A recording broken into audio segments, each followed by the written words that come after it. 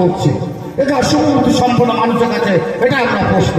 কিন্তু বাংলার বুকে বাংলার বাগিনী, বাংলার মা, বাংলার বুকে এই ধরনের কাটাকাটি খুঁড়ি রাজাদের বন্ধ করেছেন। বাংলার বুকে এই ধরনের ঘটনা অতীত হয়ে গেছে।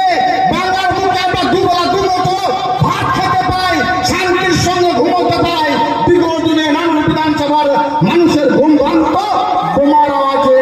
আর কোনো বোমার আওয়াজ আছে মায়ের বোনেরা? আপনারা কি আবার চাইছেন সেই বামপন্থী হাত বাঁধরা যারা এই বাংলা ছাড়া হয়েছে, যারা এই নানুর ছাড়া হয়েছে, তাদের একটা অংশ বিজেপিতে নাম লিখিয়েছে, তারা আবার এই বাংলাকে শাসন নামে তারা আবার শোষণ করতে চাইছে, তারা আবার হিন্দু মুসলমানের মধ্যে বিভাজন সৃষ্টি করতে চাইছে, তারা আবার ধর্মের নামে রাজনীতি করতে চাইছে। সেই মানুষগুলিকে চিহ্নিত করুন এবং যে 365 দিন আপনাদের সুখ দুঃখ আপদ বিপদে আপনাদের পাশে থাকে তাদের পাশে থাকার চেষ্টা করুন। আমাদের মাননীয় মুখ্যমন্ত্রী মাননীয় মমতা বন্দ্যোপাধ্যায় বাংলার বুকে অভাবনীয় পরিবর্তন ঘটিয়েছেন।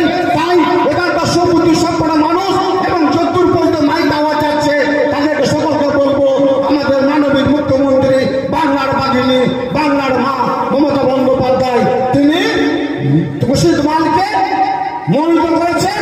বোলপুর লোকসভা কেন্দ্রের প্রার্থী হিসাবে তাকে বিপুল ভোটে জয়যুক্ত করে দেখে দিতে হবে।